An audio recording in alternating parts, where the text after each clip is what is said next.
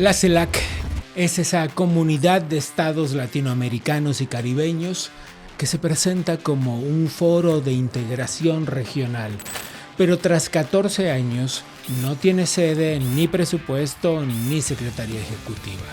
Y lo que sí tiene es un largo historial de silencios sospechosamente cómplices.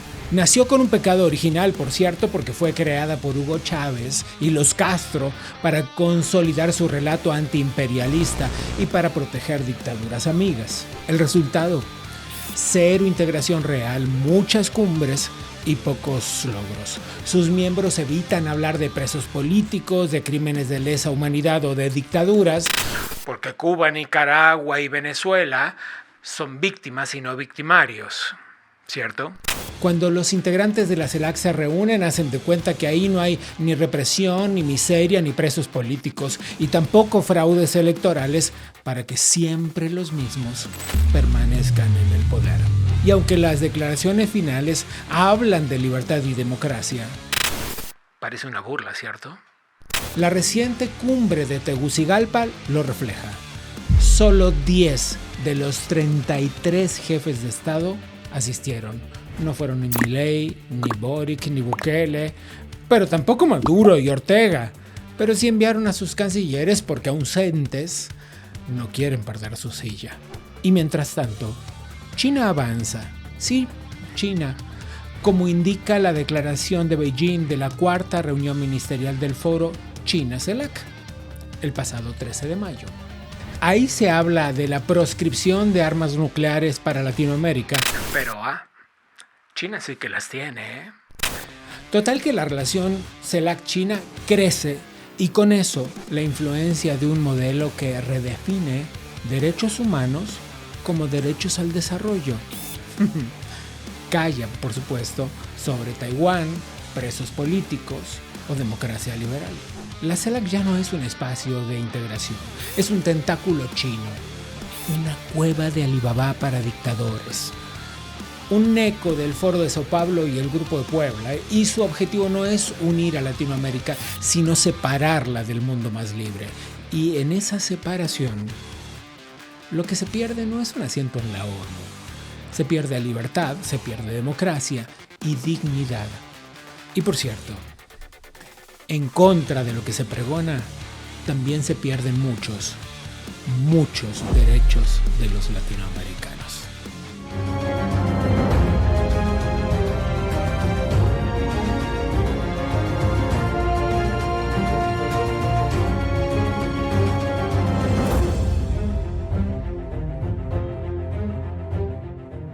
Prepárate porque estamos listos para desentrañar este misterio. ¿Qué cosa es la CELAC? ¿Para qué sirve? ¿Quiénes la integran? ¿Y con qué intenciones? Comencemos de una vez con la conversación con el autor del libro La Galaxia Rosa, Sebastián Grundberger. Sebastián, muchas gracias por tomar esta conversación. Hola, ¿cómo estás, Gabriel? Un gusto. ¿Qué debemos entender de la reciente reunión del foro de la CELAC China? Hay una serie de puntos muy claves en la declaración de Beijing, pero me gustaría tu lectura general primero. Sí, yo creo que es una continuidad, porque ha habido muchas de ese tipo de reuniones. No es la primera ni será la última, sino es parte de una estrategia de inmersión china en no solamente, digamos, en lo económico, sino también en lo político de América Latina, en imponer de alguna forma sus condiciones y su visión del mundo a otro continente, siempre en intercambio de beneficios económicos. Es correcto. Sin embargo, la CELAC parece tener una agenda muy clara. ¿Esa agenda está de alguna forma dictada por China o alineada con los intereses chinos? Mira, cuando tú estás pensando en qué es la CELAC, cómo nace la CELAC nace como un contrapeso a la OEA.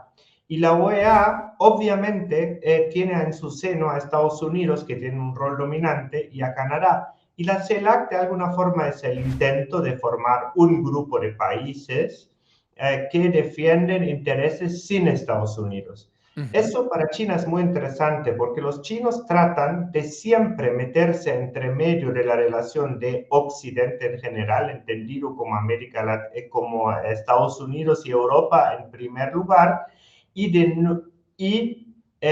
y América Latina y cualquier tipo de países, no solo en América Latina, ¿no? Eso es parte de una lucha ideológica global y de un interés global, por lo cual una organización que nace en oposición de alguna forma a Estados Unidos es particularmente interesante para los chinos para ahí meter sus narrativas. Hay en este asunto, como tú dices, en este asunto de la oposición, no tiene que ver con un desarrollo propio, sino con oponerse a otra cosa.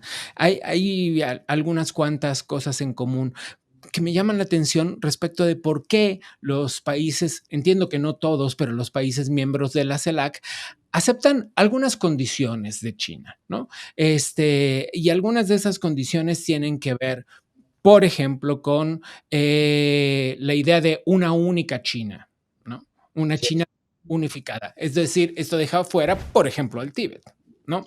Pero mira, por ejemplo, eso de una China, eso es básicamente el apoyo frente a cualquier posible agresión hacia Taiwán.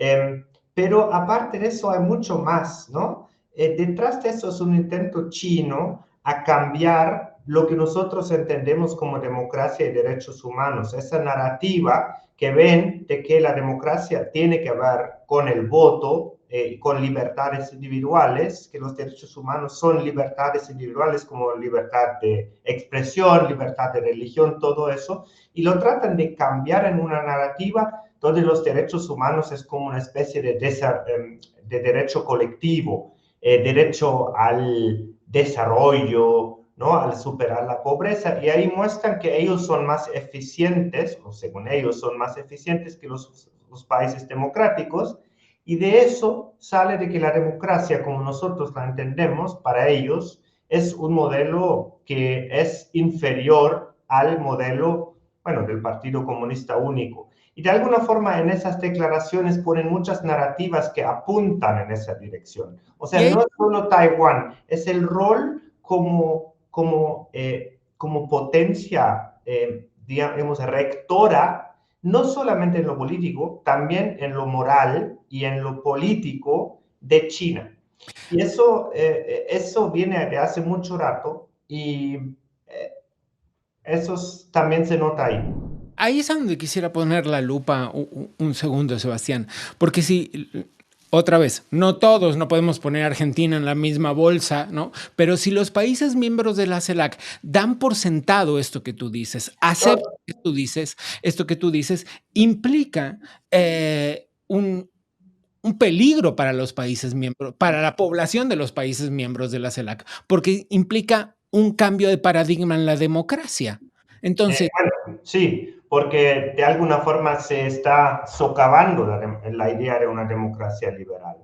Eso, mira, tú has visto en la última reunión de la CELAC en Honduras, porque vemos que claramente Xiomara Castro hace un uso político indebido de la CELAC porque lo algunos convierte en una países arma se política. separan de la declaración, es correcto, sí. Exactamente, y había países que salieron de esto y decían, nosotros no vamos a firmar esto, como Argentina, como Paraguay.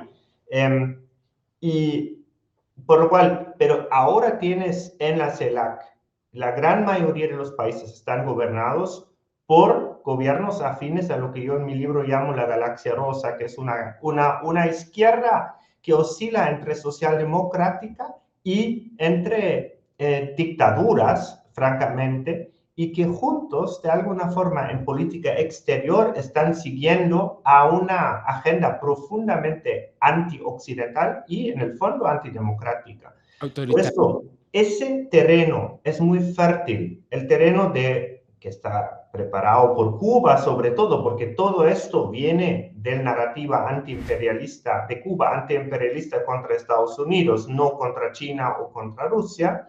Es un terreno preparado donde los chinos entran muy fácil porque son muy hábiles en explotar a todas estas críticas que hay hace mucho rato en América Latina contra Estados Unidos, presentando a Estados Unidos como el gran adversario, como el gran malo Sí. y con eso no tener que justificarse a sí mismos, sino ellos ganan altura moral. Es lo mismo, Cuba se justifica sobre todo con el hecho que es contra Estados Unidos y entonces no habla de su propio violaciones a los derechos humanos, cosa parecida que pasa con Venezuela, que francamente empieza a pasar con México, empieza a pasar con Colombia, empieza a pasar con otros países que ven un opositor en Estados Unidos y después no tienen que justificarse para adentro, y Ok. eso cabe perfecto a la narrativa china.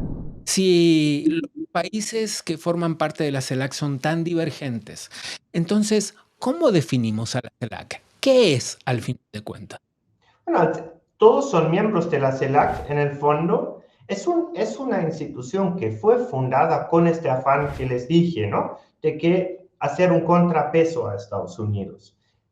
Pero todos se unieron, más allá si son de izquierda o derecha, es un foro de gobiernos que obviamente se juntan y bueno, según de quién está, digamos, en mayoría, también toma distintos tipos de orientaciones políticas, pero en su esencia tiene esta idea, la cual dije. Ahora, yo no, también hay una cumbre CELAC-UE, por lo cual no voy a decir que todo lo que dice CELAC es malo, sino es otro foro de articulación en América Latina. No es una organización como otras organizaciones, el Foro de Sao Paulo, el Grupo de Puebla, que son organizaciones que están básicamente hechos para legitimar a narrativas autoritarias, no solamente en América Latina, sino más allá.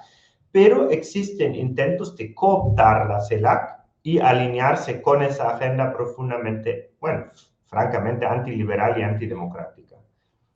Porque la lógica está un poco decir de que una democracia que es neoliberal no puede ser democracia. Usan esa palabra del neoliberalismo como una palabra, digamos, de lucha, ¿no? Sí, me he encontrado muchas cosas en términos de etiquetar, de defender o de evadir etiquetas. Gente que dice que, por ejemplo, lo de Venezuela no es socialismo. Pero bueno, quisiera terminar contigo con un punto muy, muy claro. Es cierto que la CELAC tiene estas interacciones, como con la Unión Europea, que acabas de mencionar, pero quisiera rematar esta conversación con eh, ¿es necesario ver ciertas alertas respecto de la cooperación China-CELAC? Sí, claro que sí. Es la misma alerta que tiene cuando Rusia ingresa al Parlacén como observador, por ejemplo. Ujú. Son poderes extranjeras que son profundamente antidemocráticas, que tienen un interés muy clara, que es de dominación y es imponer un relato que es autoritario, y bueno, trabajar contra los valores occidentales. Eso es, y de alguna forma uno les ingresa por casa y de alguna forma es cuando uno acepta su dinero, uno de alguna forma acepta un trato, ¿no? Un trato de que no se puede criticar China a nivel internacional, que no se puede hablar de una dictadura unipersonal cada vez con tintes más totalitarios que esta China de Xi Jinping, hay que decirlo, con presos políticos, con matanzas masivas. Todo eso no se dice.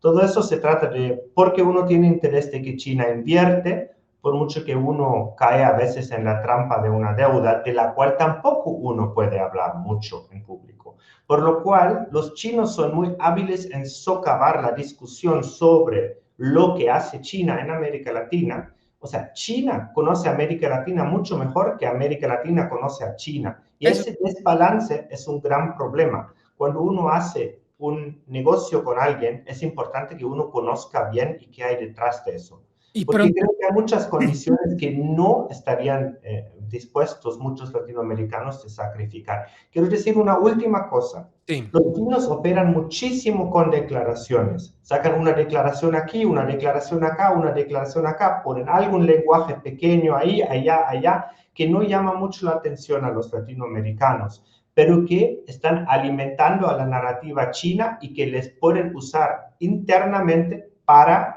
de alguna forma justificar su actuar. Decir, pero Argentina firmó eso, pero Perú firmó eso, pero esos firmaron eso. Los latinos, en cambio, son menos legalistas y piensan, ¿a qué me cuesta firmar esa cosa sobre amistad y sobre el derecho de cada uno de escoger su modelo de desarrollo? Y ese típico lenguaje que está en todas partes.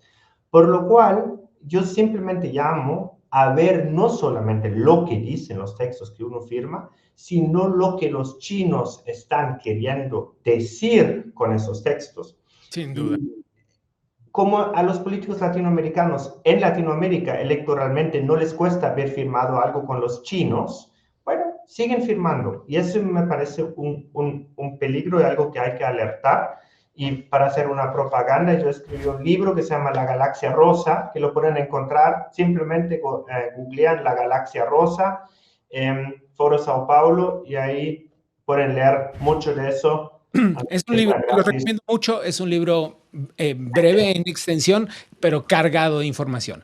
Es Sebastián Grundberg. Es la idea. Muchas gracias, Gabriel, por tenerme en tu programa. A ti.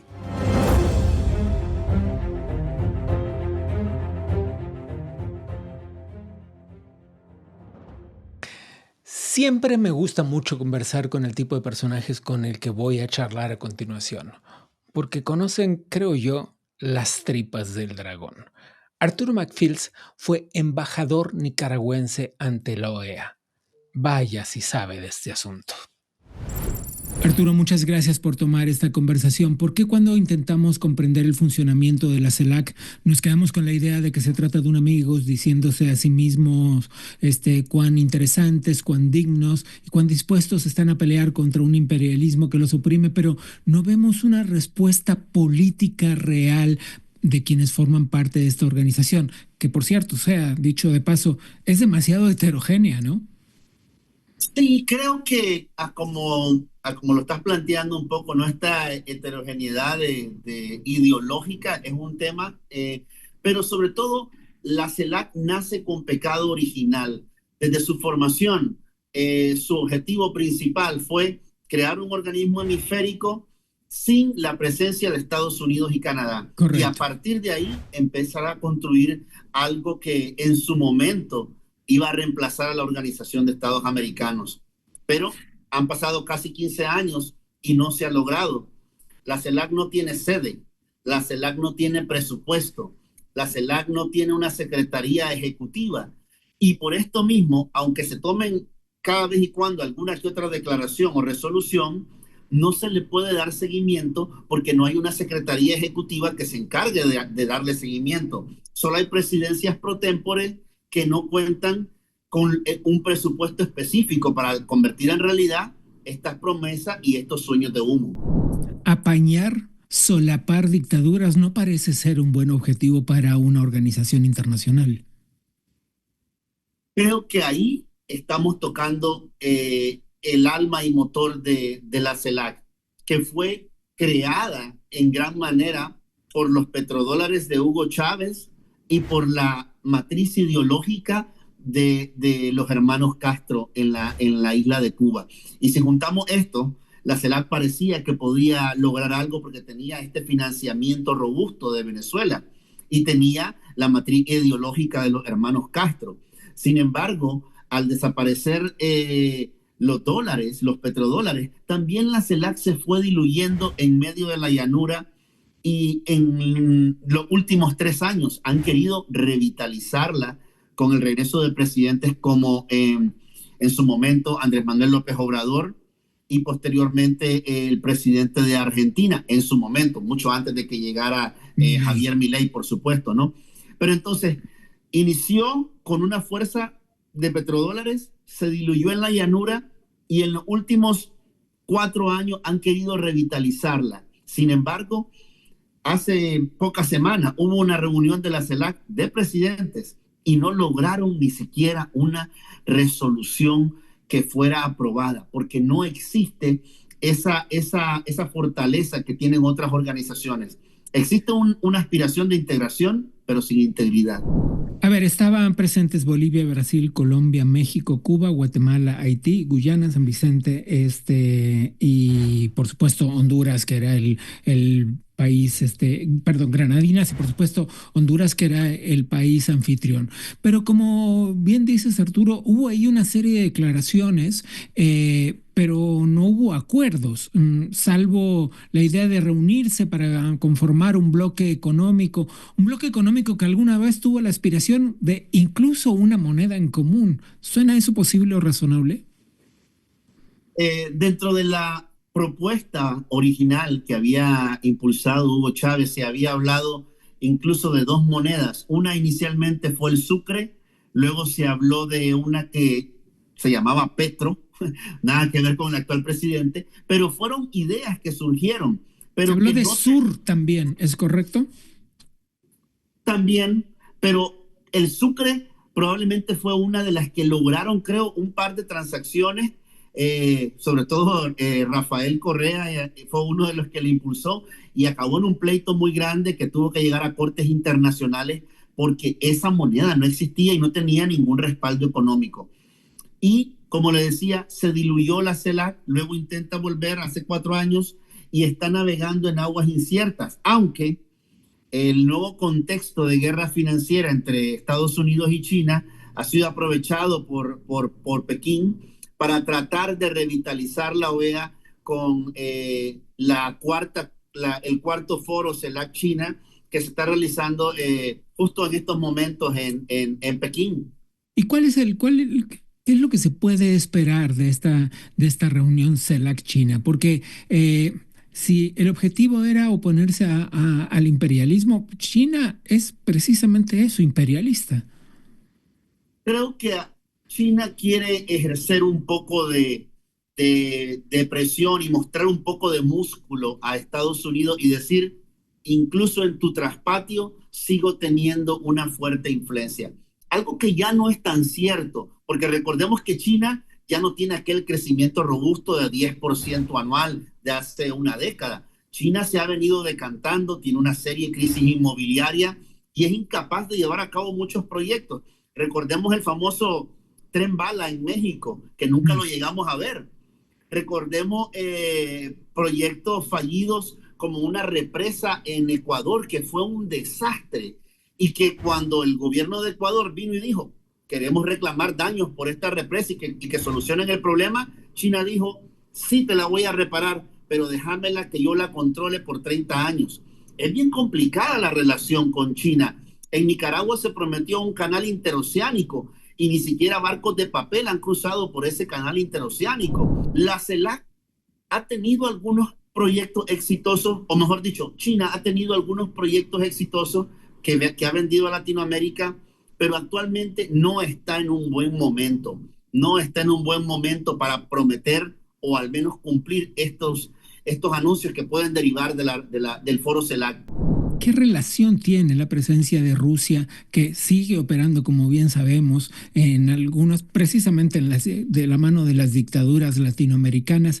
¿Qué relación tiene entonces este triángulo en este territorio que tú dijiste tu patio trasero, hablando de Latinoamérica? A los latinoamericanos claramente nos molesta mucho este término correctamente, ¿no? Pero ¿qué lugar tiene Rusia entonces y qué relación tiene en el juego de poderes que siempre ha tenido con China?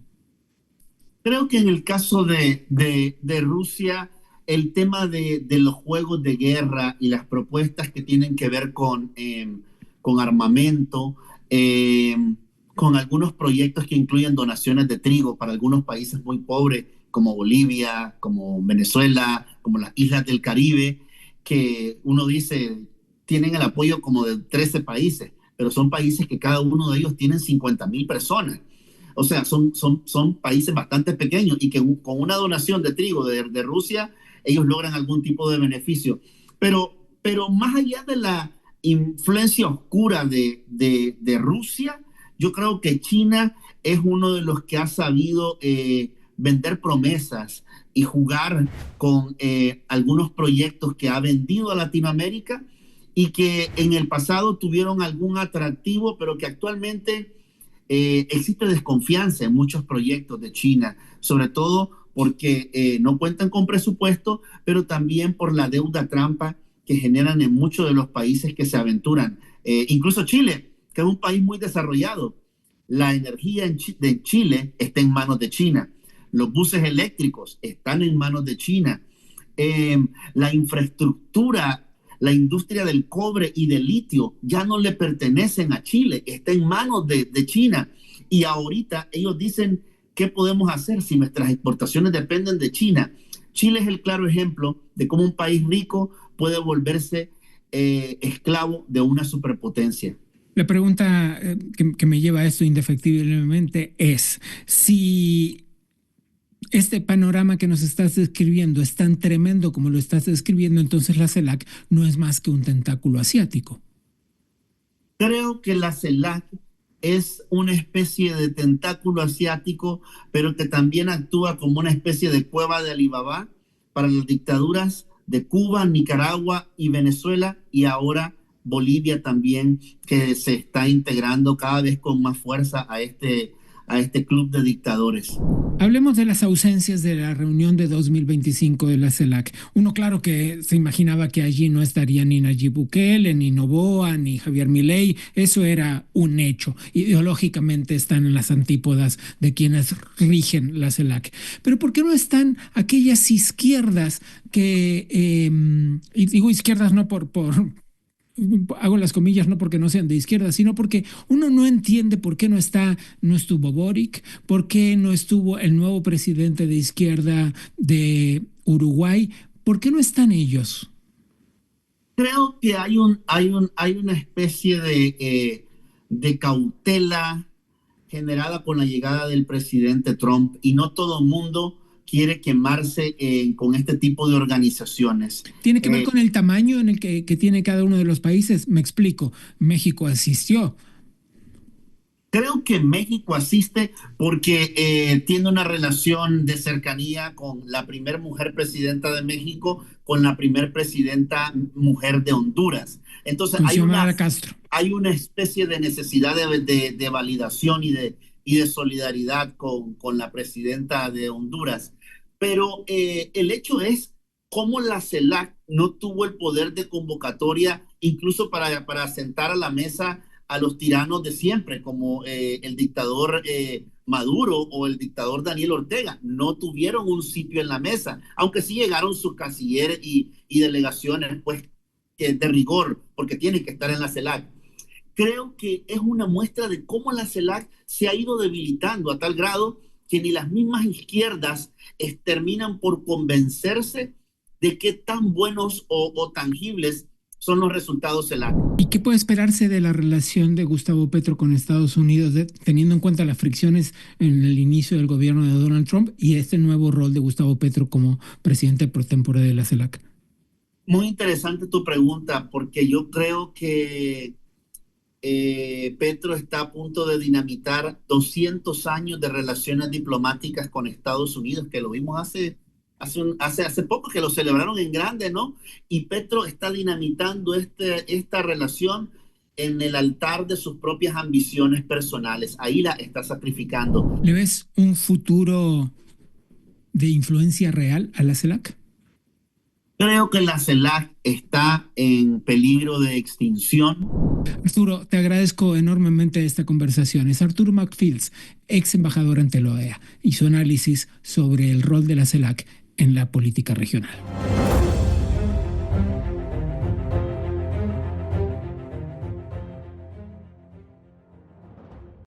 Víctor Andrés Ponce es un periodista, director del portal El Montonero en Perú, que se ha dedicado a estudiar a lo largo de su carrera los vaivenes de la política latinoamericana. Y precisamente eso, los gobiernos de Latinoamérica y el Caribe, son los que componen la CELAC. Víctor, muchas gracias por tomar esta conversación. No, gracias a usted por la invitación. Muy honrado de estar con ustedes. Necesitamos una voz experta para que nos explique cómo es que un organismo nacido en 2011, sin sede, sin secretaría general, sin resultados claros desde entonces, en casi 15 años, se mantiene vivo. Yo tengo una sospecha y que es gracias al relato, a cómo se presentan, a qué dicen de sí mismos. Ya tú nos dirás. Bueno, el relato de la CELAC nació principalmente como parte de este discurso antiimperialista. Sí. Los países de América Latina tenían que organizar un espacio diferente al imperio. que era el causante de todos los males y de todas las tragedias de Correcto. la región hispanoamericana. Digamos, ese es el principal relato con el que nace la CELAC. Y sobre esa base, de alguna manera, se emparenta con todos los relatos del siglo XX que han convertido a América Latina en una región estancada, congelada en el tiempo. Bueno, esos discursos que se basan fundamentalmente en el discurso del antiimperialismo, Correcto. en el discurso en contra del imperio, han sido los que se han fraguado en este gran relato. La CELAC como el espacio de los latinoamericanos en contra del imperio y de los Estados Unidos. Esto me lleva a un punto, y es que independientemente de la ideología que esto representa, es mucho bla bla, es decir, mucho ruido y pocas nueces, porque todo este relato ha sido el que sostuvo la organización durante el tiempo. Pero ¿cuáles han sido los resultados? No, ninguno. Los resultados han sido tragedia, han sido pobreza. La CELAC normalmente suele, en sus declaraciones pomposas, hablar de la defensa del Estado de Derecho, la defensa de los derechos humanos, de la pluralidad. Y entre sus integrantes están las tres dictaduras, digamos, más pétreas de la región: Cuba, Venezuela y Venezuela y Nicaragua. Nicaragua. Quiero llevarte a un punto que es el siguiente. Si no estoy equivocado, fue en 2021, se viralizó un discurso del presidente uruguayo, Lacalle Pou, en contra de Venezuela, diciendo que pues, su presencia allí pues, tenía bastante poco que ver con el espíritu democrático originario de la CELAC, o al menos en lo que en los papeles decía. Y sin embargo, en el tiempo ha sido precisamente Venezuela, Cuba y Nicaragua los países que, si me permite saber cómo será la expresión, beneficiados de su presencia en la CELAC. Y digo beneficiados porque los que sí asisten a las reuniones, ahora nos metemos ahí, las ausencias de la última reunión, hacen de cuenta que allí no hay represión, que allí no hay pobreza, que allí no hay miseria, que allí no hay ataques contra la libertad de expresión, que allí no hay presos políticos, que allí no hay tortura, que allí no hay debacle democrática. En fin, podríamos seguir con los adjetivos eternamente. ¿Cuáles son los acuerdos que permiten este hecho de hacer la vista gorda?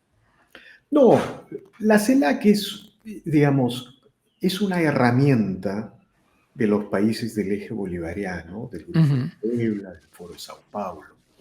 Y como tal es utilizada, es una herramienta, no es un espacio de integración, no es un espacio de convergencias económicas, sociales. Imagínate, ¿qué posibilidad podría haber en América Latina de un acuerdo comercial con países como Venezuela, con países como Cuba o incluso Bolivia, que está entrando a una crisis feroz en su modelo de sustitución de importaciones? Más allá de que la izquierda esté en el gobierno en Chile, el modelo económico no tiene nada que ver con la de esos países. Bueno, y de ahí podría desprenderse la primera interpretación sobre por qué la ausencia de Gabriel Boric en la cumbre de este año. Claro, igual en el caso de Perú, por ejemplo, el modelo económico no tiene absolutamente nada que ver. Es imposible crear una comunidad económica en América Latina con economías en las que el Estado ha aplastado a la sociedad y al sector privado. Lo que sí es la CELAC, no, lo que sí es la CELAC es un espacio de intersección, de convergencia de todos los proyectos antioccidentales del mundo. Por eso la CELAC, desde las anteriores reuniones, ha venido o pretende desarrollar un espacio privilegiado de diálogo con China, ¿no es cierto? Bueno, y ese es un punto en el que habría que recalar un poco.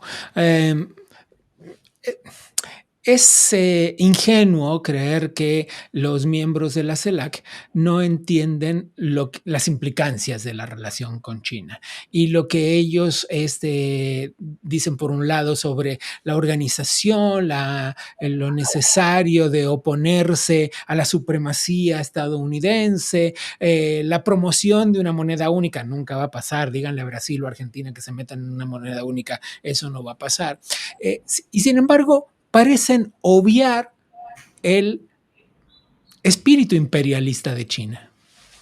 No, digamos, es parte de la estrategia de toma del poder del eje bolivariano. El eje bolivariano, los proyectos del Foro de Sao Paulo, el Grupo de Puebla, necesitan quebrar los estados de derecho, necesitan quebrar los sectores privados que finalmente controlan al Estado. ¿No? Entonces, ellos necesitan concentrar el poder político y concentrar el poder económico. De lo contrario, no llegan a organizar dictaduras de mediano y largo plazo, como sucede en Cuba, ahora en Venezuela y en Nicaragua. Bueno, en este camino, China les es absolutamente funcional, porque China no tiene un proyecto democrático en términos económicos. Lo que busca es controlar recursos, economías, en base a su visión de hegemonía mundial. ¿Cómo es que la población no se da cuenta de este discurso que convierte en víctimas a los victimarios? Otra vez, Cuba, Venezuela, Nicaragua. ¿Cómo es que la población, en su mayoría, no dice, ¿me están tomando el pelo? No, mira, yo creo que la respuesta de la gente de América Latina es más compleja, más variada, ¿no? Yo creo, por ejemplo, que en Chile las posibilidades de la izquierda se han reducido y eso es importante. Y de alguna manera mirar Venezuela y mirar Bolivia, en el caso de los peruanos, es un espejo en el cual no queremos reproducirnos. Nadie quiere reproducirse. La migración de los venezolanos... Mucho menos en el de Cuba, desde luego, ¿no? Por supuesto, ¿no? Digamos, la migración de los venezolanos en toda la región ha establecido una idea sobre qué es lo que los países no deben hacer. Por eso está, digamos, el gobierno de Milei, por eso está, digamos, acá en Perú detuvimos el golpe de Estado de Pedro Castillo, en Chile los chilenos rechazaron convenciones constituyentes. Entonces la cosa es más variada, más diversa. Creo que América Latina es un espacio en disputa. Por eso es importante la reacción que está representando el presidente Donald Trump en Estados Unidos y en el mundo en general, y particularmente en Occidente. Creo que con el tiempo vamos a ver sus efectos benéficos en Occidente. Creo que Europa va a tener que despertar, ¿no es cierto? Todos van a tener que despertar. Bueno, eso estará por verse, me parece. ¿Qué futuro le ves a la CELAC? Bueno, siempre va a seguir, mientras existan estos países del eje bolivariano, estos países siempre van a necesitar un mascarón de proa para tratar de debilitar a la OEA, que es todavía el organismo de la región, ¿no? Para tratar de desarrollar un discurso de integración antiimperialista sin Estados Unidos, ¿no? Lo cual es una locura, lo cual puede parecer funcional a una economía en expansión, a un imperialismo en expansión, como el caso de la China, ¿no? Pero en términos prácticos y en términos concretos, la CELAC suena cada vez menos en los países, ¿no? En mi país, por ejemplo, la CELAC casi ya no tiene eco. Bueno, será por eso que solo 11 de los 33 miembros acudieron a la cumbre de este año. Es Víctor Andrés Ponce desde el portal El Montonero en Perú. Muchas gracias. Gracias a ustedes. Gracias.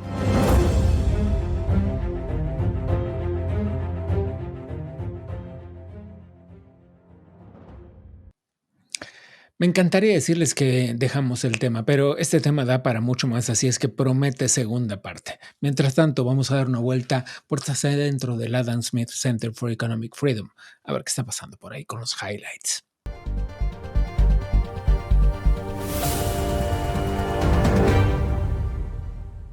Bien, esta semana el Adam Smith Center for Economic Freedom presentó 3 novedades que marcan el pulso del debate económico en la región. Primero que nada, fue lanzado el Índice Tributario Integral, un estudio que compara los sistemas fiscales de 18 países latinoamericanos. El objetivo, evaluar qué tan competitivos y neutrales son esos países con más de 40 variables. Es un aporte clave para entender cómo los impuestos afectan no solo el ahorro, también la inversión y el crecimiento. Y desde luego es una herramienta que quizás nos sirva para comprender mejor cómo se mueven las inversiones en el continente en esta que es la era del nearshoring, y las empresas deciden moverse de un lugar al otro de acuerdo a la conveniencia que esto les representa. Además, se celebró una mesa redonda entre líderes empresariales de Estados Unidos y Guyana, donde se discutieron oportunidades de inversión. Y es clave entender esto porque Guyana es una de las economías emergentes más dinámicas del continente. Así es que estén atentos porque vale la pena mantener los ojos puestos ahí. Por otro lado, y para cerrar el semestre, el programa Senior Leadership Fellows concluyó con una ceremonia liderada por Laura Chinchilla, ex presidente de Costa Rica, y por Diana Alarcón, quien es la representante de México ante el Banco Mundial. Así se reafirmó el compromiso del centro con la formación de líderes al servicio de la libertad y en la educación económica, cosa que es tan importante en el crecimiento de las sociedades. Ahora sí, soy Gabriel Bauduco y a nombre del Adam Smith Center for Economic Freedom te doy las gracias por habernos acompañado. Y por supuesto, te pido que nos acompañes también la próxima.